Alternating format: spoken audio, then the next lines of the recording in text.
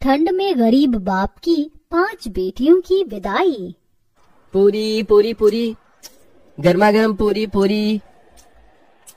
जैसे ही आदमी पूरी से भरा परात लिए लाइन में आगे बढ़ता है, तभी ठंड से ठिठुरता गरीब शंकर अपनी पत्तल बढ़ाकर कहता है, अरे भाई थोड़ी सब्जी और 2 पूरी डालना।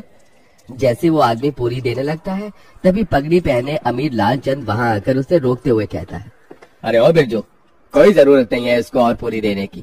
क्यों रे शंकर, शर्म लाज सब धोकर पी गया है क्या? हाँ, तू घर में 5-5 जवान बेटियों को बिठाए रखा है और यहाँ दूसरे की बेटी की बारात में फ्री फंड का भोज खा रहा है। अरे तेरी सबसे बड़ी बेटी सुधा की जोड़ी की लड़कियां ब्याह करके कब की ससुराल चली गई और बच्चों की माँ बन गई। तू कब ब्याहेगा अपनी बेटियां? अगर उनको ब्याहना तेरे बस में नहीं था तो 5-5 बेटियों को पैदा ही क्यों किया? मेरे माथे की पगड़ी देख रहा है, बड़े भाग से यह मौका मिलता है एक बाप को बेटी के ब्याह में पगड़ी पहनने का, समझा? लालचंद जानबूझकर पूरे समाज के बीच एक और तो अपनी अमीरी का बखान, तो वहीं दूसरी तरफ शंकर की गरीबी की हंसी उड़ा रहा था, जिससे शंकर सबके बीच बहुत शर्मसार होता है और अपनी आंखें झुकाए वहां से घर लौट आता है, जहां एक टूटे फूटे माटी के घर में उसकी बूढ़ी पत्नी जानकी और 5 बेटी सुधा, गहना, कविता, चंदा, राधा उस ठंड में भी एक दिए और जूते के लेस बना रही थी। माँ, मेरा हाथ। तू ठीक तो है राधा? दिखा मुझे अपना हाथ। हे भगवान, तेरा तो हाथ जल गया। कहा था तुझे कि लेस का माल तू ना बना, तुझे दिए पर संभाल कर हाथ चलाना था। पहले ही अपने घर के दुख भरी परिस्थितियों को बाहर से ही देखकर शंकर अपनी आंखों से आंसू पोंछकर मुस्कुराते हुए अंदर आता है। अरे क्या कर रही हैं बाबा की 5 बेटियां? अरे बाबा, आप आ गए। हे भगवान, आप तो ठंड से कांप रही हैं। मैं आपके लिए आग जला देती हूँ। कितनी बार कहा है आपको कि एक स्वेटर अपने लिए खरीद लीजिए, बाहर कितनी ठंड गिर रही है और आपका बुढ़ापे का भी शरीर है। तभी दुखमन से शंकर ने कहा, चिंता मत कर मेरी लाडो, तुम 5 को ब्याहने से पहले नहीं मरूंगा। जब तक तुम 5 की विदाई नहीं हो जाती, मेरे प्राणों को भी कहाँ मुक्ति मिलेगी। एक बार तुम 5 की विदाई कर दो, फिर चाहे मेरी मिट्टी उठ जाए। ये सुनकर गरीब शंकर की 5 बेटियों की आंखों आंसुओं से भर जाती हैं। भगवान के लिए फिर कभी अपने मुंह से ऐसी बात मत निकालना बाबूजी। आपके सिवा माँ और हम 5 का इस दुनिया में है ही कौन? तभी जानकी खाना परोसती है और शंकर अपने हाथों से अपनी 5 बेटियों को खिलाता है। शंकर के पास धन दौलत नहीं थी, मगर वो दिलदार आदमी था। शंकर को हमेशा अपनी 5 बेटियों की शादी और उनकी विदाई की ही चिंता लगी रहती, क्योंकि कोई भी उसे रिश्ता नहीं जोड़ना चाहता था और कई दफा रिश्ते वाले देखने भी आते तो उसका गरीब घर द्वार देखकर चौखट से ही लौट जाते। ऐसे ही दिन बीतते हैं और शंकर का दूर का रिश्तेदार उसे एक रिश्ता बताता है। जानकी, कल सुधा चंदा को लड़के वाले देखने आ रहे हैं, उन्हें तैयार कर देना। मेरे एक मित्र हैं, उन्होंने ही ये रिश्ता बताया है। ईश्वर करे कि बात बन जाए तो इन दोनों के हाथ जल्दी पीले कर दूंगा। धीरे धीरे करके ही तो अपनी बेटियों का भार उतार पाऊंगा। अगले दिन रमा देवी शंकर की बेटियों को देखने आती है। आइए आइए बहन जी, आपका ही इंतजार था, यहाँ बैठिए। अरे जानकी बिटिया, उसको ले आना।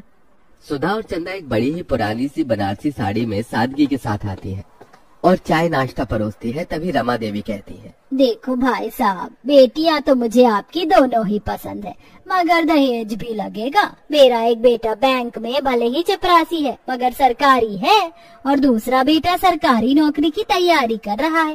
दोनों का ज्यादा नहीं तो 10 लाख दे दीजिए। दहेज की बड़ी रकम सुनकर गरीब शंकर चिंता में आ जाता है। माफ कीजिएगा बहन जी, मैं इतना तो नहीं दे पाऊंगा।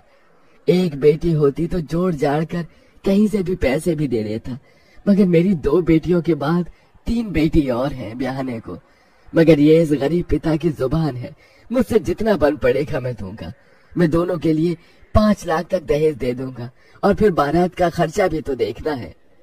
रमा रिश्ता पक्का कर देती है। उसके जाने के बाद चिंता से भरी जानकी ने कहा, अजी 5 लाख रुपए कहाँ से ला कर देंगे, आप कुछ सोचा है? अरे खेत बेच दूंगा जानकी, 4-5 लाख रुपए तो मिल जाएंगे। कम से कम मेरी 2 बेटियों की विदाई तो हो जाएगी। लेकिन बाबा, खेत बेच दोगे तो खेती कहाँ करोगे? मजदूरी कर लूंगा, वैसे भी गरीब लोग लेबर माटी में लगे हुए हैं। बस तुम पांचों अपने घर द्वार चली जाओ। बेटी की विदाई के लिए मजबूर होकर शंकर अपना खेत बेच देता है, जिसके बदले उसे केवल 2 लाख ही मिलते हैं। पैसे कम पड़ने पर वो अपना घर भी गिरवी रखकर दहेज और बारात का सारा इंतजाम करता है। रमा बारात लेके आती तो है। सभी बाराती ठंड के गर्म कोट, जैकेट, स्वेटर पहने आते हैं, तो वहीं गरीब शंकर धोती और पतले पुराने से कुर्ते, जो कि जगह जगह से फटा होता है, उसमें ठिठुरता हुआ हाथ जोड़े बारातियों का स्वागत करता है। मगर एकदम से रमा की शर्त पलट जाती है। अरे रमा जी, आपने मुझे वचन दिया था, आप ऐसे कैसे बात से मुकर रही हैं? देखो भाई, 10 लाख रुपए से दहेज का एक पैसा कम नहीं लगेगा। अगर तुम दे सकते हो तो कहो, नहीं तो बारात वापस लेकर जाते हैं। शंकर डबडबाई आंखों से मंडप में दुल्हन बनी बैठी अपनी बेटी को देखकर अपनी पगड़ी उतारकर रमा के पैरों में रख देता है। मैंने अपनी इज्जत आपके पैरों में रख दी है, दया कीजिए। अगर ये शादी नहीं हुई तो लोग मुझे और मेरी बेटियों को जीने नहीं देंगे। रमा पगड़ी को पैर मारकर चली जाती है, तो वही समाज भी शंकर पर थू थू करने लगता है।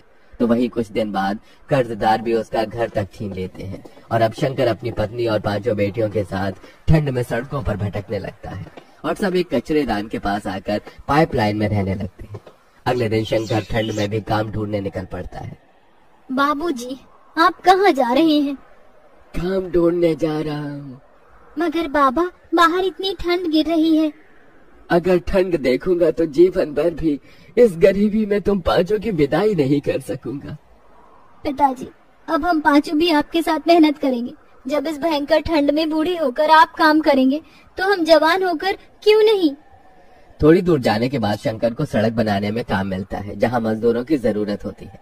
अब शंकर और उसकी बेटी कड़कड़ाती ठंड में मेहनत करने लगती है। तभी एक दिन ठंड से सड़क पर बहुत कुहासा छाया होता है, जिससे एक महंगी गाड़ी आगे आकर खंबे से टकरा जाती है। 5 बहनें आकर गाड़ी में से एक औरत को निकालती हैं। दीदी, इन माजी के सर से तो खून बह रहा है, इन्हें पट्टी बांधनी होगी। चंदा, चल इन्हें घर ले चलते हैं। शंकर का परिवार अंजना की बहुत देखभाल करता है। वहीं बातों बातों में शंकर अपना दुख उससे बांटता है और फिर, भाई साहब, भगवान ने आपकी 5 बेटियों को मेरे बेटों के लिए ही बनाया है। मैं इन्हें अपने घर की बहू बनाना चाहती हूँ। ये सुनकर शंकर की आंखों से खुशी के आंसू छलक पड़े। बहन जी, मैंने कभी सपने में भी नहीं सोचा था कि मेरी 5 बेटियों का रिश्ता इतने बड़े घर द्वार में लगेगा। बहुत ही ऊंचा भाग्य है तुम्हारा मेरी बच्चियों, जो अंजना जी ने तुम 5 को पसंद किया है। मगर मुझ गरीब के पास देने को दहेज नहीं बहन जी। मेरी 5 बेटियां ही मेरे जीवन भर की पूंजी है। भाई साहब, आप बस अपनी बेटियों को एक जोड़े में विदा कर दीजिए, मुझे और कुछ नहीं चाहिए। थोड़े ही दिन बाद शंकर अपनी बेटियों की विदाई की तैयारी में लग जाता है। वो कड़ाके की ठंड में कांपता ठिठुरता कचरेदान को साफ करके वहाँ मड़वा बनाता है और खाने पीने शुद्ध बुद्ध विसार कर खुद को मेहनत में झोंक देता है और 2 पैसे ज्यादा कमाने के लिए गीली रेत बालू उठाकर मिले पैसे से 5 की शादी का जोड़ा खरीद कर लाता है। शादी का दिन आ जाता है। बड़े धूमधाम से अंजना बारात लेकर आती है। आंखों में आंसू भरकर शंकर कहता है, देखो जानकी, हमारी 5 बेटियों की बारात आई है, आज उनकी विदाई है। आपने अपने पिता होने का फर्ज पूरा किया जी। इसके बाद जानकी और शंकर उन 5 का कन्यादान कर देते हैं और विदाई का पल आ जाता है। तभी, ये लो मेरी बच्चियों, ये चावल पीछे को फेंक कर आगे बढ़ो। एक एक पैर बढ़ाती हुई 5 चावल पीछे जानकी की झोली में गिराती हैं और फिर अपने पिता के गले लगकर फूट फूट कर रोती है। बाबूजी, आपने हम 5 की विदाई के लिए बड़ा तप किया है। देखिए, आज हम विदा हो रही हैं। अपना ख्याल रखिएगा। तुम भी अपना ध्यान रखना मेरी बच्चियों, सदा खुश रहना। इसी के साथ गरीब शंकर अपनी 5 बेटियों को विदा कर देता है।